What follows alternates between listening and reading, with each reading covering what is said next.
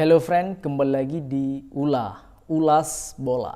Kali ini kita akan membahas hasil pertandingan Indonesia U20 versus Timnas Timor Leste U20 di kualifikasi Piala Asia U20 2025 friend.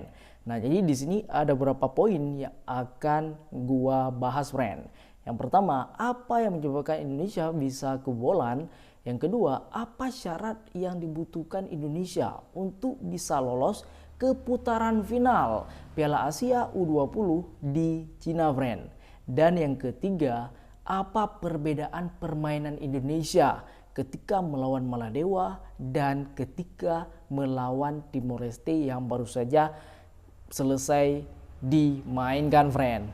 Nah, jadi di sini sebelum itu kita akan melihat dulu statistik secara generalnya, friend. Kita bisa lihat bahwasanya secara ringkasan permainan itu ada 4 gol yang dicetak. Yang pertama itu dicetak oleh pemain timnas Indonesia, yaitu bernama Jens Raven, friend, di menit ke-13. Kemudian diikuti sekitar 2 menit atau 3 menit kemudian, yaitu sekitar menit 15 atau menit 16, itu dicetak oleh Afrizal. Gol yang kedua untuk Indonesia dan babak pertama berakhir. Kemudian di babak kedua ada 2 gol kembali, friend.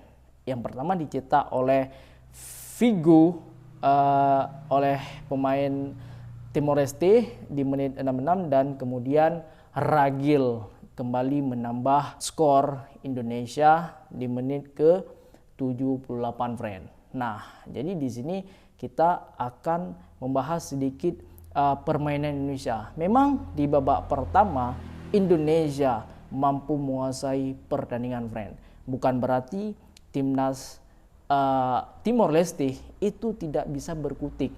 Mereka juga menyerang dan bahkan permainan mereka di luar ekspektasi kami selaku penggemar sepak bola Indonesia. Yang mana seperti kita ketahui bersama bahwasanya permainan Timor Leste ini ya jauh di bawah kualitas pemain timnas Indonesia, friend.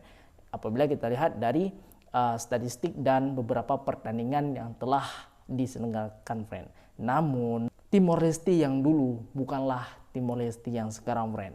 Mereka bermain langsung menyerang dan terbuka, friend. Maka dari itu, dengan penyerangan-penyerangan yang permainannya agresif ini yang dilakukan oleh timnas Timor Leste yang menyebabkan mereka kebobolan cepat, friend, pada pertandingan kali ini, friend. Karena mereka bermain terbuka dan menyerang sehingga ada celah untuk pemain timnas melakukan serangan balik, friend. Gol yang tercipta, baik gol yang pertama maupun gol yang kedua, itu dicetak dari sisi sebelah kanan, friend. Nah, dari situ pun ada 2 blunder yang dilakukan oleh pemain Timor Leste, friend. Bisa kita lihat gol yang pertama itu memang sudah ditepis oleh kipernya, namun ada sedikit blunder atau bola rebound yang bisa dimaksimalkan oleh Jens Raven, friend. Seperti kita tahu bersama bahwasanya Jens Raven ini bermain cukup bagus pada pertandingan malam ini, friend. Nah, selanjutnya gol yang kedua juga berawal dari sebelah sayap kanan, friend. Nah, dari 2 gol itu, setelah 2 gol itu bisa kita lihat permainan Indonesia itu sudah mulai nafsu, friend. Dalam artian mereka sudah gol 2 dan sudah merasa di atas awan, friend. Mereka sudah mulai berani dan tujuan mereka seperti ingin mencetak nama mereka di papan skor, friend. Sehingga mereka semua bernafsu ingin mencetak gol, friend. Sehingga bisa kita lihat bahwasanya setelah 2 gol itu permainan Indonesia memang menyerang, namun banyak keputusan-keputusan atau penyelesaian-penyelesaian yang sebenarnya terlalu terburu-buru, friend, sehingga tidak menghasilkan gol apapun, friend. Nah, oleh karena itu bisa kita lihat bahwasanya skor itu bertahan sampai babak pertama. Nah, babak kedua karena Indonesia sedang dalam posisi unggul dan melihat lawannya adalah Timor Leste, maka secara permainan tidak terlihat perbedaan yang signifikan, friend. Sehingga bisa kita lihat tidak ada perubahan taktik yang signifikan yang dilakukan oleh timnas Indonesia. Maka dari itu bisa kita lihat ada celah sehingga gol tercipta oleh timnas Timor Leste, friend. Nah, dari gol tersebut bisa kita lihat bahwa Timor Leste ini memaksimalkan semaksimal mungkin peluang yang mereka dapatkan, dan mereka sudah melihat sistem permainan Indonesia.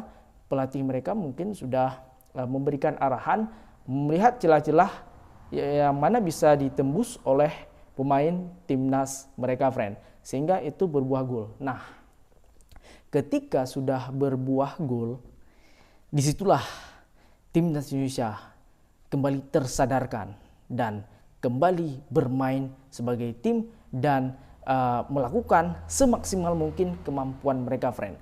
Di situ mereka sudah bermain lebih disiplin dan lebih terorganisasi dan memiliki visi yang jelas, friend. Tidak hanya mencetak gol semata, tapi mereka memang benar-benar melakukannya semaksimal mungkin dan sebaik mungkin. Dan itu terbukti, friend, ketika ada peluang yang dimana di situ berawal dari kontribusi Jens Raven lagi-lagi, friend. Dia mendapatkan bola dari sisi sebelah kiri, dioper ke sang kapten, friend. Nah, sang kapten itu langsung memberikan bola yang sangat memanjakan si Ragil, friend, sehingga gol tercipta. Ragil di situ hanya tinggal tap in saja, friend. Nah, setelah gol tersebut maka game is over. Istilahnya Indonesia kill the game, friend. Nah, dari situ karena menit pun sudah tidak lama lagi, friend. Oleh karena itu, di sini ada beberapa poin yang ingin saya analisa, friend, selaku pecinta sepak bola Indonesia.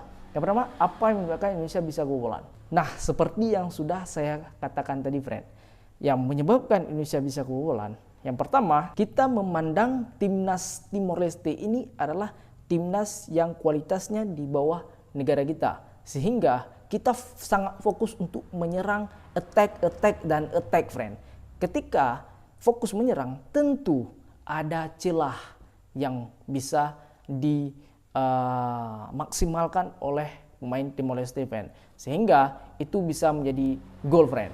Dan yang kedua, yang menyebabkan kita bisa kebobolan adalah pemain Timor Leste itu tentu sudah melihat permainan Indonesia selama 45 menit, friend. Yang dimana permainannya tidak banyak berubah, sehingga mereka bisa memanfaatkan celah yang sudah mereka baca itu, friend. Dan yang ketiga, kita sudah sangat nyaman untuk menyerang, friend. Itu alasannya kenapa kita kebobolan. Sedangkan ketika melawan Maladewa, Indonesia tanpa kebobolan. Yang secara di atas kertas timnas Maladewa itu lebih kuat daripada timnas Timor Leste, friend. Nah, selanjutnya, apa syarat Indonesia supaya bisa lolos ke putaran final Piala Asia U20 di Cina nanti, friend? Nah, syaratnya sebenarnya sangat mudah. Bahkan untuk menjadi juara grup F, Indonesia hanya butuh imbang ketika melawan Yaman, friend. Artinya ketika imbang, poin Indonesia 7 dan Yaman 7. Namun Indonesia menang di produktivitas atau selisih gol, friend. Nah, itu sudah bisa membuat Indonesia lolos ke putaran final, friend. Hanya dengan seri. Itu dengan catatan juara grup, friend. Nah, bagaimana jika Indonesia kalah dengan Yaman? Otomatis Indonesia akan menjadi runner up grup F. Nah, dengan poin 6. Tentu dengan poin 6 dan gol yang segitu banyaknya, kita optimis bisa menjadi salah satu di antara 5 runner up terbaik, friend. Dan kemungkinan itu juga ada dan juga lumayan besar kemungkinannya bisa lolos ke Piala Asia, friend. Kita juga nanti akan dibandingkan dengan runner up grup lainnya, friend. Sehingga dengan kualitas dan poin dan pencapaian seperti itu, menurut analisa saya selaku pecinta sepak bola Indonesia itu optimis akan bisa lolos juga, friend, sebagai runner up, yaitu 5 runner up terbaik, baik itu di peringkat 2, 3 atau keempat atau bahkan kelima, friend. Tidak masalah, yang penting lolos ke Cina, friend. Namun harapannya memang Indonesia bisa menyapu bersih 3 pertandingan ini dengan kemenangan, friend. Baik itu dengan gol yang banyak atau hanya dengan kemenangan tipis, tidak masalah. Yang penting Indonesia bisa meraih 9 poin, artinya menang dari semua pertandingan di penyisihan grup kualifikasi Piala Asia ini, friend. Nah, yang ketiga, apa perbedaan permainan Indonesia ketika melawan Maladewa dan Timor Leste? Sebenarnya dari sisi permainan itu tidak terlalu berbeda, friend. Namun hanya saja menurut pandangan saya pribadi, ketika melawan Maladewa, Indonesia bermain lebih berhati-hati di babak pertama, friend. Karena seperti kita ketahui bersama bahwasanya ini pertandingan pertama. Di pertandingan pertama biasanya banyak kejutan-kejutan yang terjadi. Maka di babak pertama Indonesia walaupun menguasai pertandingan dan juga menyerang, namun Indonesia bermain lebih berhati-hati ketimbang ketika melawan Timor Leste, friend. Ketika melawan Timor Leste, walaupun Timor Leste menyerang, Indonesia juga fokus menyerang.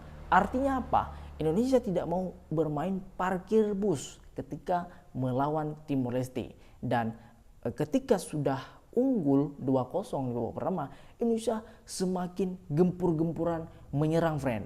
Mereka semakin pede dan semakin mencoba berbagai gaya permainan, friend, sehingga mereka banyak menciptakan peluang namun tidak dimaksimalkan semaksimal mungkin. Nah, maka dari itu PR timnas muda ini masih sama, yaitu pada penyelesaian akhir, friend. Nah, jadi itu yang membedakannya. Sedangkan di babak kedua juga berbeda, friend. Ketika Indonesia melawan Maladewa, Indonesia di babak kedua itu mengubah taktik, friend. Dan terbukti di babak kedua Indonesia mampu mencetak 4 gol, friend. Dan perubahan taktik itu bisa kita lihat dari pergantian 3 pemain yang dilakukan oleh Coach Indra Safri, friend. Nah, di babak kedua Indonesia memang full menyerang, namun bedanya semua gol yang tercipta itu dari sisi sebelah kiri, friend. Baik itu corner kick maupun 2 gol assist dari sang kapten dan maupun dari free kicknya juga dari sisi sebelah kiri, friend. Sedangkan di pertandingan melawan Timor Leste ini 2 gol pertama itu dicetak dari sebelah kanan dan 1 gol terakhir baru dari permainan dari penyerangan sebelah kiri, friend.